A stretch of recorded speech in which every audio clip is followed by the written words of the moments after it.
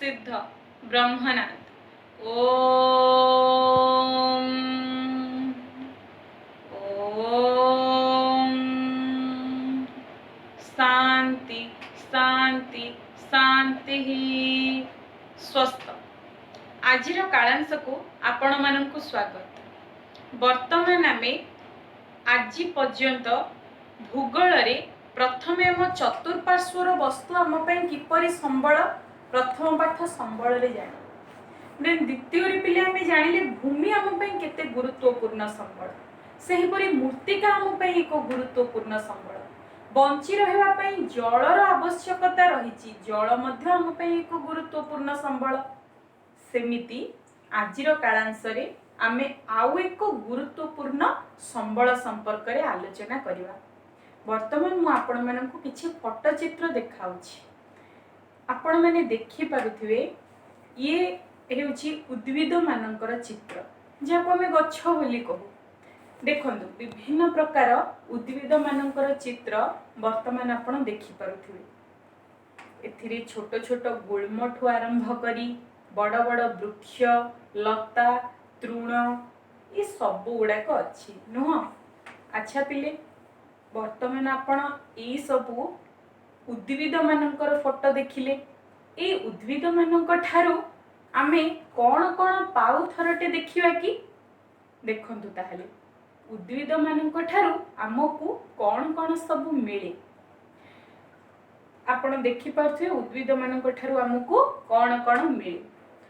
फोटोचित्र को छाड़ी देले पिले आपण माने निजे चिंता करंतु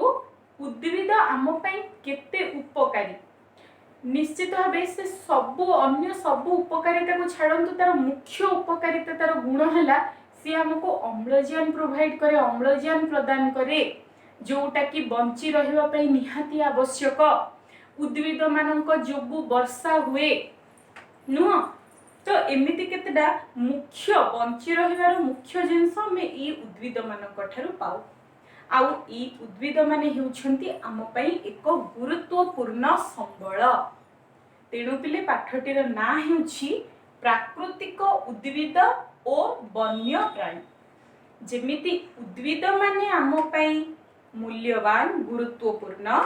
ठीक सही परी वन्य प्राणी माने मध्य आम पई गुरुत्वपूर्ण। तेबे पिले आजिकार कालांश रे आमे एही प्राकृतिक उद्भिद मानक संपर्क रे ही आलोचना करिबा। नेक्स्ट कालांश रे आमे वन्य प्राणी विषय रे आलोचना करिबा। तेबे पिले प्राकृतिक उद्भिद को इंग्रजी रे कुहा जाए नेचुरल वेजिटेशन। ठीक अछि नेचुरल वेजिटेशन। अच्छा एठी खाली उद्भिद लिखिथिले ही नथांदा उद्भिद ओ प्राणी एमिति लिखिथिले ही नथांदा काहेकि एठी लिखा गला प्राकृतिक उद्भिद ओ वन्य प्राणी। उद्भिद कहले तो आमे छात ऊपर भी किंबा हमर बारीपट गार्डन रे भी आमे किछि गछ लगाई थाउ न आमे किछि लगाई थाउ किंतु ये होछि प्राकृतिक उद्भिद अर्थात मनुष्यर बिना सहायता रे आपे आपे जन्मी बढ़ुथिबा वृक्ष लता तृण इत्यादि को प्राकृतिक उद्भिद कहा जाए। तेणु एठी उद्भिद न लेखा ही प्राकृतिक उद्भिद लेखा जाइछि कारण ई प्राकृतिक उद्भिद गुडी को मनीष लगाई न थाए। तेणु कहा जाइछि मनुष्यर बिना सहायता रे आपे आपे जन्मी आपे आपे से माने निजे आपे आपे जन्मी बढ़ी थांती को माने वृक्ष लता तृण ये सबू को प्राकृतिक उद्भिद कहा जाए। आमे कहि परिया जंगल रे आमे प्राकृतिक उद्भिद देखू कारण जंगल रे जाय कि को मनुष्य जाय कि जंगल रे गछ लगाए कि जो हाँ एमिति केतरा अंचल अछि जो गुडा को कि केते जनक चेष्टा रे प्रचेष्टा रे सेठी वृक्षरोपण करा जाय जंगल सृष्टि करा जाउछि। किंतु जंगल कहला माने जंगल माने आमे बुझिबा सेठी प्राकृतिक उद्भिदर गंताघर। जंगल गुडा करे आपे आपे उद्भिद गुडिक जन्म नियंती। ठीक अछि मनुष्यर बिना साहाय्य रे निश्चित भावे ताहले पिले ये जो प्राकृतिक उद्भिद मानकर बासस्थली केउठी मु आपण मानकु एबे कहली जंगल बोली आमे एमिति लिखिया कि प्राकृतिक उद्भिद माने जंगल रे रहंती जंगल रे देखा जांती ताकू भौगोलिक भाषा रे आमे कहबा पिले जैव मंडल। ताहले जैव मंडल माने कोन आपण सप्तम श्रेणी रे पढ़ी चंती भल रे काहाकू जैव मंडल कहै जाय तीनोटी मंडल अछि नुह अस्म मंडल बारीमंडल वायुमंडल तीनोटी मंडल कथा आपण माने जानिथिबे। तो यही अस्म मंडल बारीमंडल वायुमंडल मिलन स्थल रे थिबा संकीर्ण अंचल को कह जाय पिले जैव मंडल। ये धर अस्म मंडल बारीमंडल वायुमंडल ये जो संकीर्ण अंचल अछि तीनिटा जाकर मिलन स्थल रे थिबा अंचल को कह जाय जैव मंडल। ए जैव मंडल ही प्राकृतिक उद्भिद और वन्य प्राणी मानकर वासस्थली आ अर्थ नुह एठी मनुष्य माने वास करंदिनी रहंदिनी कि कौनसी उद्भिद रहेनी प्राकृतिक उद्भिद और वन्य प्राणी माने एही जैव मंडल रा अंतर्गत। अच्छा पिले जैव मंडल रे हमें परिसंस्था मध्य देखिबा को पाओ कोन ए परिसंस्था जेते सबु आमर जैव अजैव संबल सब गुड़ाक अच्छी नु आम उत्पत्ति दृष्टि भाग करथिले संबल किछि जैव संबल किछि अजैव संबल जैव संबल रे आसुथला उद्भिद जगत प्राणी जगत तो आमे माने सब बंचिबा पई परस्पर परस्पर ऊपर निर्भरशील आमे खाद्य पई कृषक जो कृषि कार्य करे बा उद्भिद उपरे कृषि उत्पादित शस्य उपरे आमे निर्भर करू प्राणी मानक उपरे खाद्य पई आमे निर्भर करू सेमिति प्राणी माने मध्य निज खाद्य पई उद्भिद उपरे निर्भर करंती आमे शक्ति खाद्य रु पाऊ आमे शक्ति जल रु पाऊ आमे शक्ति सूर्यालोक रु मध्य पाऊ वायु रु पाऊ तेणु जेते सबु जैव संबल अछि जैव संबल और अजैव संबल परस्पर परस्पर उपरे निर्भर करी जो परस्पर सहावस्थान ये निर्भरशीलता को कह जाए परिसंस्था। मु आपण मानकु एही विषय रे बेसी काई एलाबोरेट करूनी कारण एही जिंस उडा आपण 7th रे पढी चंदी भल रे जस्ट खाली मु आपण को टिके खाली मने पकेई दोछि ठीक अछि। तो आमे जानले प्राकृतिक उद्भिद मनुष्य रो बिना सहाय्य रे जिए बढ़े प्राकृतिक उद्भिद एही जैव मंडल रे वास करंती जैव मंडल हेउछि तीनोटी मंडलर मिलन स्थल रे थिबा संकीर्ण अंचल अस्म मंडल बारीमंडल वायुमंडलर मिलन स्थल रे थिबा संकीर्ण अंचल को जैव मंडल कहा जाए आमे मध्य एही जैव मंडलर ही अंश विशेष पुणी जैव मंडल रे परिसंस्था देखा जाए परिसंस्था अर्थ बंचिबा पई समस्ते समस्तंको उपरे थिबा निर्भरशीलता को आमे जेते सबु लिविंग ऑर्गेनिज्म सबु अछि बा आमे कहि परबा जैव संबल सबु अजैव संबल सहित मिसी परिसंस्था सृष्टि करंती गोटे पोखरी रे भी परिसंस्था सृष्टि हे परिवो किंबा गोटे अरण्य रे भी परिसंस्था सृष्टि होई परिवो ठीक अछि पिले। नेक्स्ट आमे जानिबा ई प्राकृतिक उद्भिद मानकर प्रकृत रे उपकारिता कोन अछि मु आपन को कालांश आरंभ होला को 2-3टा उपकारिता कहितली जोडा कि मेजर थिला किंतु ये गोटे इंपोर्टेंट लॉन्ग क्वेश्चन जेहेतु प्राकृतिक उद्भिद मानकर उपकारिता कोन अछि आमे ताकू लेखि के टिके आलोचना करिवा। प्राकृतिक उद्भिद माने आम मानकू क्यों क्षेत्र रे सहाय्य करंती बा आमे प्राकृतिक उद्भिद मानकू क्यों कार्य रे लगाओ यार व्यवहार कोन अछि। प्राकृतिक उद्भिद माने बिले मनीष मानकू काठ जोगांती अर्थ आमे माने हम मानकर डेली लाइफ रे आपण माने निज घर को लक्ष्य करंतु काठरो तयारी केते गुडे जिनिस आमे प्रत्येक दिन व्यवहार करू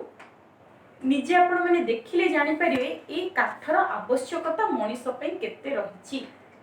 तो ए प्राकृतिक उद्भिद माने मनीष को काठ जोगांती आ मनुष्य माने सही प्राकृतिक संबल को उपयोग करी विभिन्न प्रकार गृह उपकरण सब तैयारी करंती बा अन्य कार्य रे काठ को लगांती। तुमे माने जदी युक्त राष्ट्र अमेरिका रे घर गुडा को देखिबो सेपटे घर गुड़ाक सब पिले काठरे तैयारी होता है। आमर एपटे आम जमी सीमेंट इटा व्यवहार करी घर तैयारी करूँ सेपटे से माने काठरे घर तैयारी करती से काठर घरे रुहंती जेमिति आम माने रहू। तो काठ उद्भिद माने प्राकृतिक उद्भिद माने काठ जोगाती सेमिति प्राणी माननकु पशु पक्षी माननकु एमाने आश्रय दियंती।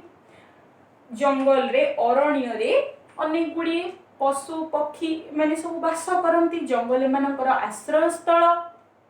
ठीक अछि सेमिति आमे प्रश्वास रे ग्रहण करुथिबा अम्लजान एही उद्भिद माननक ठारु ही पाइथाउ। मूर्तिका को संरक्षण करने पछरे उद्भिदर भूमिका गुरुत्वपूर्ण। जो जगह उद्भिद माने थांती से माने माटी को जाबुड़ी धरी से चेर माटी को जाबुड़ी धरी रखे जहा फल रे वर्षा हेले किंबा खूब जोर रे पवन बहिले सही स्थान रे मूर्तिका क्षय हुए नाही।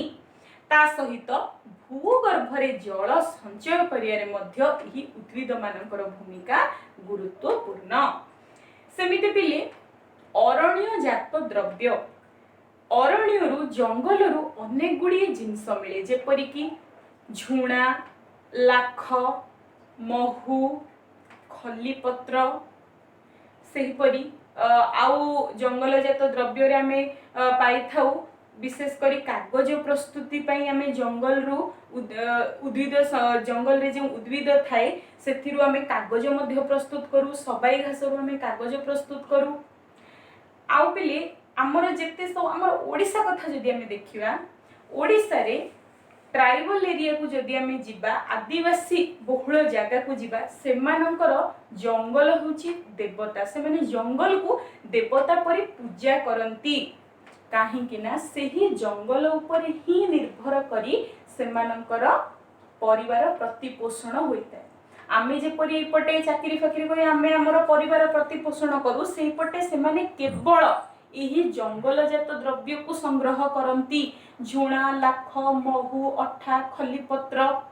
जहाँ भी जंगल जात द्रव्य अच्छी यही सब द्रव्य गुड़ाक से जो सीजन रे जो प्रकार जिनस जंगल मिले जालेनी काठ संग्रह करती ये सब जिनस पत्र संग्रह आदिवासी माने जंगल रु यही सब जिनस को संग्रह करती और निज परिवार प्रतिपोषण करती। तो ये अरण्य रु से माने जो अरण्य जात द्रव्य गुड़ी को संग्रह करती सेमानक पई अरण्यर उपकारिता केते रहिछि आपण माने एही कथारु चिंता करंतो। वर्ष सारा से माने अरण्य ऊपर निर्भर करिकि ही चलंती आ अरण्य को से माने देवता परि पूजा मध्य करंती। आमे सब प्रकृति पूजा रे विश्वास करू ना आमे उद्भिद को पूजा करू आमे जल को पूजा करू प्राणी को गाय को पूजा करू सेमिति आदिवासी माने जंगल को पूजा करते। तो प्राकृतिक उद्भिद रहिले मनुष्य मानकर बा आमर ए जो परिवेशर केते उपकार साधित हुए आपण माने एही सब उपकारिता जानि पारथिबे। विशेष करी हमें तो बंची रहिबा पई हमको अम्लजान तो निहाती दरकार पुणी जल मध्य दरकार उद्भिद रहिले वर्षा मध्य हेबो। तेणु आमे एही प्राकृतिक उद्भिद मानकर संरक्षण प्रति दृष्टि देबा को पड़िबो। से कथा आमे परे आलोचना करिबा। वर्तमान आमे देखिबा प्राकृतिक उद्भिद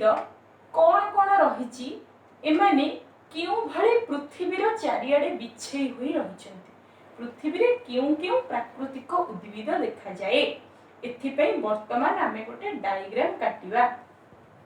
समस्ते डायग्राम को लक्ष्य करंतु। प्राकृतिक उद्भिद मानकर वितरण संपर्क रे कुहा जाइछि अर्थात पृथ्वी सारा प्राकृतिक उद्भिद माने किपरि केउ जगह रे केउ प्रकार उद्भिद सब देखा जानती तार एक तालिका इठे प्रस्तुत करा जाइछि डायग्राम आकार रे। ये पुणी तीनोटी दृष्टिकोण रु आपको भाग करा जाइछि। आमे गोटे गोटे दृष्टिकोण संपर्क रे आलोचना करिबा। प्रथम दृष्टिकोणटी हेउछि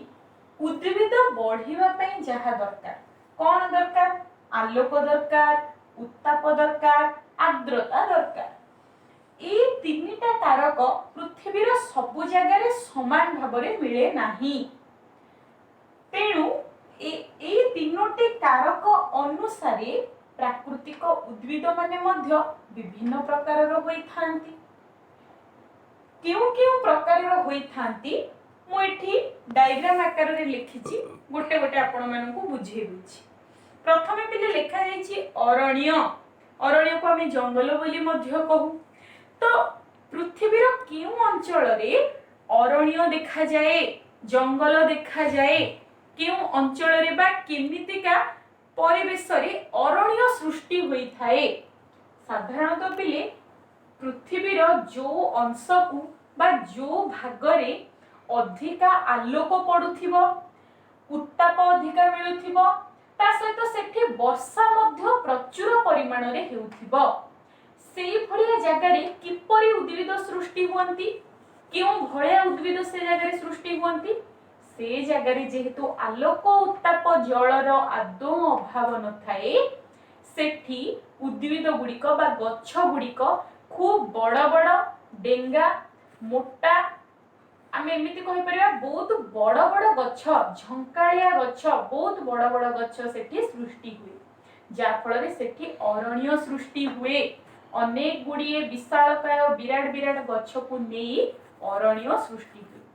तो अरण्य को जगह रे सृष्टि हे परिबो जो जगह रे आलोक उत्ताप जलर प्राचुर्य रहिथिबो। परवर्ती मुहूर्त रे हम जानिबा अरण्य केते प्रकारर कोन कोन। ठीक अछि, सेमिति पिले धीरे धीरे उत्ताप आलोक वर्षा जल कमी गले सेही अनुसार उद्भिद मानकर उच्चता मध्य कमी जाए। जो उद्भिद गुड़िक वर्षा जल द्वारा झंकालिया होइके थांती टिके कमी गले हुए तो जलर अभाव टिके कम वर्षा हेले मध्यम वर्षा हेउथबा अंचल,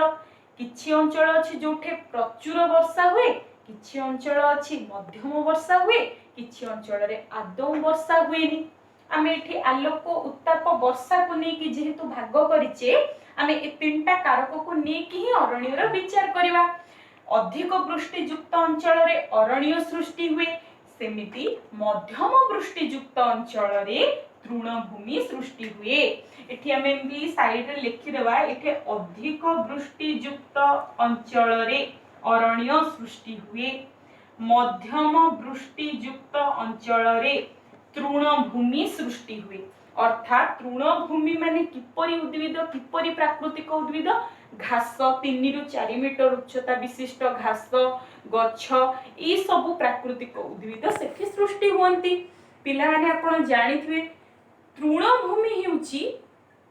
प्राणी मानकर पशुशाला रूपे परिचित। तृणभूमि किपरि से तृणभूमि रे थिबा छोट छोट तृण घास गच्छ उद्भिद को खाइबा पई बहुत गुडे तृणभोजी प्राणी सेठी थांती। पुणी सेही तृणभोजी प्राणी को खाइबा पई मांसभोजी प्राणी मध्य थांती। तेणु ताकू प्राकृतिक पशुशाला बोली मध्य कुहा जाय। सेमिति एक पशुशालार उदाहरण आपण माने दे परिबे पिले, मते आपण माने उत्तर जणाइबे। आफ्रिका रे अछि तृणभूमि जोटा कि शिकारीर स्वर्ग बोली मध्य ताकू कुहा जाय। एते परिमाणर सेठे प्राणी देखा जांती एहे तृण को खाइबा पई। ठीक अछि, तो मध्यम वृष्टि हेले तृण परि उद्भिद सेठी जन्मिबो। सेमिति पिले कम वृष्टिपात हेउथिबा अंचल रे, कम वृष्टिपात हेउथिबा अंचल अधिक मध्यम कम, कम वृष्टिपात हेउथिबा अंचल रे पिले कंटा वन सब सृष्टि हुए। निकृष्ट वृक्ष बोली एगुडा को कुहा जाय। निकृष्ट वृक्ष बा कंटा वन सृष्टि हुए। काहेकि सेठाकर उद्भिद माने कंटार रूप धारण करंती, जेहेतु जलर अभाव थाए, जलाभावरु रक्षा पाइबा पई सेठाकार उद्भिद गुड़िक निजर पत्र को कंटा को रूपांतरित करि दियंती। पुणी पत्र गुड़िक मोटा मोटा होई थाए। नागफेणी, खजूर, बाबुल, सिजु केतरा गच्छर चित्र आपण माने देखंतु। साधारणतः एगुडाक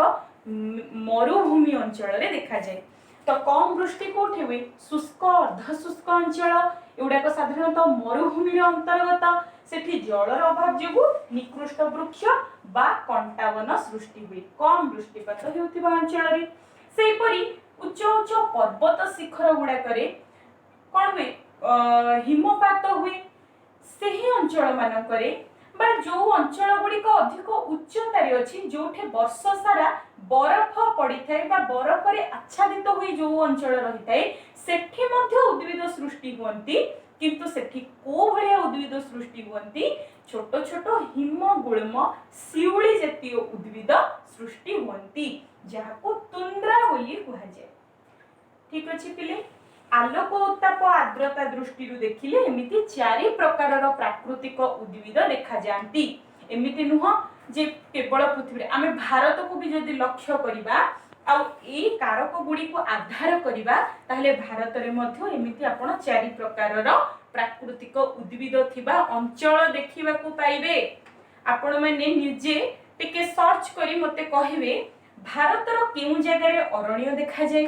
जेकोसी गोटे जगह कहिबे आपण एमिति नाही जे केवल भारतर पर्टिकुलर ए गोटे जगह रे ही अरण्य देखा जाय जो अंचल रे आलोक उत्ताप वर्षा होथुवो से अंचल गुडा करे अरण्य सृष्टि हेथिवो। तो आपण अरण्य गोटे उदाहरण देबे तृणभूमि रो गोटे उदाहरण देबे भारतर कथा आपण मानकु कहली कंटावन तुंद्रा ए चारटा एक भारतर को को अंचल रे एमितिका प्राकृतिक उद्भिद माने देखा जांती आपण माने मते मेसेज करिवे।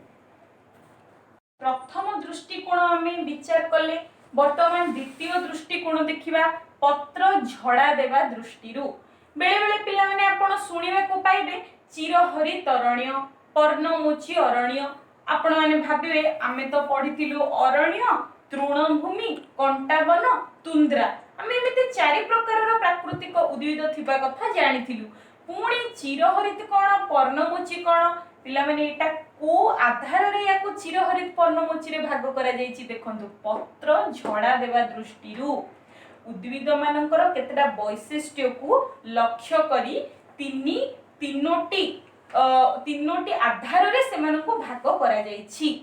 ठीक अछि तो द्वितीय दृष्टिकोण बा द्वितीय आधार हला पत्र झड़ा देवा दृष्टिरु कारण एमिति बहुत गुडे प्राकृतिक उद्भिद थिबा अरण्य अछि जो अरण्य रे की वर्ष सारा गच्छ गुड़ाक सबुज देखा जाती किंतु एमिति किछि अरण्य अछि पृथ्वी पृष्ठ रे जो गुड़ाक की वर्षर गोटे शुष्क ऋतु आसिले निर्दिष्ट समय रे पत्र झड़ा दे दियंती ए जिंसडा को लक्ष्य करी कि दी प्रकारर अरण्य अछि बोली भूगोलविद माने मत व्यक्त करिसेंती। ताहले कोन ए चिरहरित अरण्य कोन ए पर्णमोची अरण्य एपरि काहींकी होउची चिर हरित अर्थात सबुदिन सबुज देखा जाउ हम जेतु उद्भिद विषय कथा होचे सबुदिन सबु बेले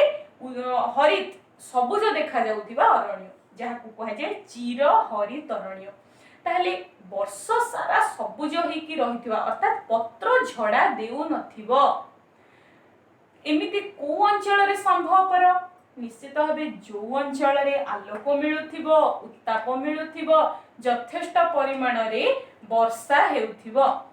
प्रचुर परिमाण रे वर्षा हेउथिबो जलर आदौ अभाव नथिबो खरा दिन मानकरे मध्य सेठी जलर अभाव नथिबो से माने काहेकि निज पत्र को झड़ेबे। ठीक अछि वर्ष सारा सबुज देखा जाउथबा अरण्य को कहे जाय चिर हरित अरण्य। ठीक तार उल्टाटा हला पर्णमोची अरण्य ता अर्थ नुह वर्ष सारा माने सबुज देखा जानतीनी सेमिति नुह एमाने जो अंचल रे सृष्टि हेई थांती बा जो अंचल रे एमितिका जलवायु थाए केमितिका जलवायु थाए हुए तो वर्षर 2 मास कि 3 मास सेठी जलर अभाव देखा दो कारण खरा ऋतु भीषण भाव में खरा होथिबो किंतु वर्षा हो नथिबो वर्षा कमी जाइथिबो सेते बेले सेठाकरे किपरि उद्भिद सृष्टि हेई थांती से उद्भिद माने कोन करंती से जो 2-3 मास पई से माने निज पत्र को झड़ाई दियंती कारण पत्र रहले से मानको बाष्पीमोचन प्रक्रिया रे जल त्याग करिया को पड़े जलर अभाव अछि तेनु से माने एक संगरे पत्र झड़ाई दियंती से अरण्य को देखिला बेले को कोन देखा जिवो सबुज देखा जायनी वर्षर 2 मास कि 3 मास तेनु सेही प्रकारर अरण्य को कहा जाय पर्णमोची अरण्य चिर हरित अरण्य पर्णमोची अरण्य ये वर्ष सारा चिर सबुज ये वर्षर 2-3 मास पई केवल जलाभावरु निजको रक्षा करिया पे पत्र झड़ा दे दिए वर्षर केवल 2-3 मास पई तेनु या ना हला पर्णमोची अरण्य। वर्तमान पिले शेष आधारटी हेउछि अक्षांशर अवस्थिति दृष्टि अरण्य तीन प्रकारर कौन ए तीन प्रकार अरण्य मु डायग्राम टाको पूरा लिभेबी केवल अक्षांश दृष्टि आलोचना करबा कारण आउ गोटे चित्र मु एपटे करी तेणु ए डायग्राम टी वर्तमान लिभे दूची आपण माने टोटल डायग्राम टाको जेते बेले भी करिए खातर ई टोटल डायग्राम करिए अक्षांश को आधार करी अरण्य तीन प्रकारर आमे गोटे गोटे अरण्य भल भाव देखिबा प्रथमे पिले विषुव रेखार ए मझिरे विषुव रेखा जाइछि एठी मु 0 डिग्री लिखिछि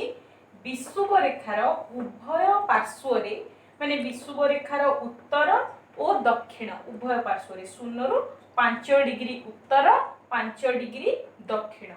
एतिकी अंचल रे कोन हुए पिले एतिकी अंचल रे उत्ताप और जलर प्राचुर्य एठी थाए अर्थात सूर्यंक किरण थाए ता सहित एठी जलर मध्य अभाव न थाए अर्थात वर्षा मध्य भल हुए तेणु एही एतिकी अंचल रे किपरि प्राकृतिक उद्भिद देखा जायନ୍ତି को भलिया प्राकृतिक उद्भिद ना एठी घन शक्त काठ विशिष्ट गछ गुड़िक सब देखा जायନ୍ତି घंच जंगल एई जगह सृष्टि हुए जेहेतु उत्ताप आ जलर अभाव न थाए तेणु एतिकी अंचल रे घन जंगल सृष्टि हुए जहाको निरक्षय अरण्य देखंतु उभय पार्श्व रे मु लिखिछि निरक्षय अरण्य एठी सृष्टि हुए जहाको चिर हरित अरण्य बोली मध्य कहा जाए आमे या पूर्व पढ़िथिले ना पत्र झड़ा देवा दृष्टि चिर हरित अरण्य पर्णमोची अरण्य तो ई अंचल रे कोन होय पिले वर्ष सारा केबे भी जलर अभाव न थाए तेनु गछ गुड़िक केबे भी एमान को पत्र झड़ा देवा को पड़े नहीं पुणी जलर प्राचुर्य हेतु उद्भिद गुड़िक घंच अरण्य सृष्टि करंती जहाको निरक्षय अरण्य कहा जाए आपण माने ये एटा को अक्षांश दृष्टि देखिले जदि हमें पृथ्वी रो एमिति केतरा अंचल कथा विचार करिबा ताहले आपण माने जानिथिबे अमेरिकार दक्षिण अमेरिकार अमेज़न जंगल कथा तो आपण माने समस्त जानिथिबे अमेज़न दक्षिण अमेरिकार अमेज़न अंचल रे जे जंगल देखा जाए सी हेउची ए निरक्षय अरण्यर अंतर्गत अर्थात एतिकी अंचल रे ही अमेज़न जंगल देखा जाए ठीक अछि सेमिति अफ्रिका रे मध्य कंगो नदी अववाहिका अंचल रे एही निरक्षय अरण्य बा चिरहरित अरण्य देखा जाए अर्थात सेठी वर्ष सारा उत्ताप और जलर प्राचुर्य थाए नो भारत रे मध्य पिले देखा जाए ए निरक्षय चिरहरित अरण्य अर्थात एतिकी अंचल रे भारतर मध्य किछि अंश आसुची नो तो भारतर को भाग एथिरे आसुची एठी आपण माने देखंतु भारतर ए पटटा पश्चिम घाट पर्वतमालार पश्चिम पार्श्व ए पार्श्व रे उत्ताप और जलर प्राचुर्य हेतु पश्चिम घाट पर्वतमालार पश्चिम पार्श्व रे देखा जाए ए निरक्षय अरण्य अर्थात एतिकी अंचल 0 रु 5 डिग्री मध्य रे आसुची ई अंचल रे जलर प्राचुर्य अछि आपन को तीनटा अंचल मु कहली दक्षिण अमेरिकार अमेज़न जंगल अमेज़न नदी अववाहिका रे सृष्टि होइथिबा जंगल जाहाको अमेज़न रेन फॉरेस्ट बोली कुहा जाए सेमिति अफ्रिकार कंगो नदी अववाहिका रे मध्य ए निरक्षय बा चिरहरित अरण्य देखा जाए भारतर पश्चिम घाट पर्वतमालार पश्चिम पार्श्व रे निरक्षय अरण्य बा चिरहरित अरण्य देखा जाए अर्थात एतिकी अंचल रे उत्ताप और जलर प्राचुर्य रहिछि केते रु केते 0 रु 5 डिग्री उत्तर 0 रु 5 डिग्री दक्षिण गोलार्ध मध्य ठीक अछि एही सबु अंचल रे केउ प्रकार उद्भिद देखा जांती जेमिति कि केतला उद्भिद रो मु आपन को उदाहरण देउछि आपन माने फोटो चित्र रे देखंतु एठी विशाल विशाल आबुल्स देखंतु आबुल्स रो चित्र देखंतु मेहगानी रबर जेहेतु आम बही रे तीनोटी ही वृक्षर ना देछि आमे तीनटा ही कंसीडर करबा आबुल्स मेहगानी रबर वर्तमान में अक्षांश दृष्टि को आधार करबा अक्षांश को आधार करी द्वितीय प्रकार अरण्य किपरि केउ जगह रे सृष्टि होछि देखिबा तो पहिले द्वितीयटी होछि उभय गोलार्ध रे 5 डिग्री रु 25 डिग्री मध्य रे 5 डिग्री रु 25 डिग्री उत्तर 5 डिग्री रु 25 डिग्री दक्षिण ये अंचल रे कौन हुए एतिकी अंचल देखो 5 डिग्री रु 25 डिग्री उत्तर पुणी एपटे 5 डिग्री रु 25 डिग्री दक्षिण एतिकी अंचल रे उत्तापर जदि भी अभाव न थाए किंतु एठी वर्षर किछि निर्दिष्ट समय रे जलर अभाव देखा जाए तेणु जलर अभाव रे क्यों भलिया उद्भिद सृष्टि हुए आमे पत्र झड़ा देवा दृष्टि आलोचना करथिले एठी कोन हुए जो 2-3 मास जलर अभाव देखा दिए सही समय रे एही अंचलर उद्भिद गुड़िक बाष्पीभवन प्रक्रिया रु निजको रक्षा करिवा पई पत्र समस्त पत्र को एक संगरे झड़े दियंती तेणु एही अंचल रे जो अरण्य देखा जाए ताहाकू पर्णमोची अरण्य कहा जाए तार अन्य ना क्रांतीय अरण्य बोली मध्य याकू कहा जाए पुणी एहाकू मौसुमी अरण्य बोली मध्य कहा जाए तीनोटा जाक ना पर्णमोची अरण्य कहि परिबे क्रांतीय अरण्य कहि परिबे साधारणतः कहा जाए क्रांतीय पर्णमोची अरण्य केते रु केते डिग्री अक्षांश रे 5 डिग्री रु 25 डिग्री उत्तर 5 डिग्री रु 25 डिग्री दक्षिण अक्षांश रे काहेकि सेठी क्रांतीय पर्णमोची बा मौसुमी अरण्य सृष्टि हुए कारण वर्षर निर्दिष्ट ऋतु रे जलाभाव रक्षा पाइबा पई एक संगरे से माने समस्त पत्र को झड़े दियंती केउ केउ अंचल रे पृथ्वीर एही परि क्रांतीय पर्णमोची अरण्य देखा जाए दक्षिण पूर्व एशिया पूर्व आफ्रिका पूर्व ब्राजिल पश्चिम भारतीय द्वीपपुंज रे एही प्रकारर अरण्य सब देखा जाए अर्थात एही सब अंचल रे वर्षर निर्दिष्ट समय रे 2-3 मास पई जलर अभाव देखा दिए सेमिति भारतर केउ केउ अंचल रे देखा जाए भारतर आमे देखिथिले पश्चिम घाट पर्वतमालार पश्चिम पार्श्व रे देखा जाए निरक्षीय बा चिरहरित अरण्य सेमिति से पश्चिम घाट पर्वतमालार पूर्व पार्श्व रे देखा जाए क्रांतीय मौसुमी अरण्य बा पर्णमोची अरण्य तो पश्चिम घाट पर्वतमालार पूर्व पार्श्व सेमिति भारतर पूर्वांचल सेमिति छोट नागपुर मालभूमि ओडिशा छत्तीसगढ़ मध्य प्रदेश यही सब अंचल रे देखा जाए क्रांतीय पर्णमोची बा मौसुमी अरण्य क्यों प्रकार उद्भिद जन्म हुए एठी साधारणतः शाल पियाशाल शिशु बाउंश यही प्रकार उद्भिद सब सृष्टि होइथांती वर्तमान आमे अक्षांश को आधार करी तृतीय प्रकार अरण्य कौन जानिबा तृतीय प्रकार अरण्य हेउची पिले नातिशीतोष्ण अरण्य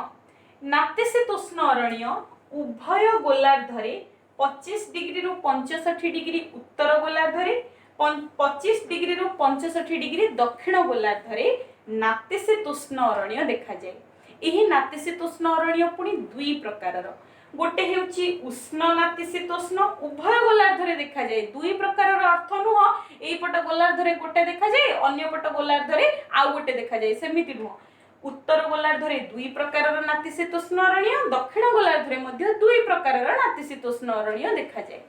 तो गोटे हेउची उष्ण नातिशीतोष्ण